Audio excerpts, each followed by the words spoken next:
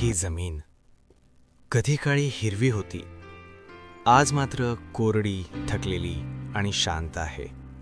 ही नदी कधी अखंड वाहायची, आज तिच्या पात्रात पाणी नाहीये, फक्त आठवणी उरल्या आहेत. सुकलेली झाडं पाहिली तर असं वाटतं जणू कुणीतरी त्यांचा श्वासच काढून घेतलाय.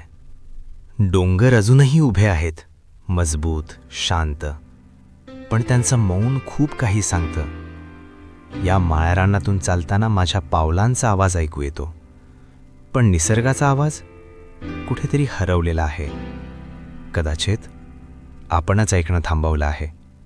आज दुःख वाटतंय, निसर्गासाठी नाही तर आपल्यासाठी.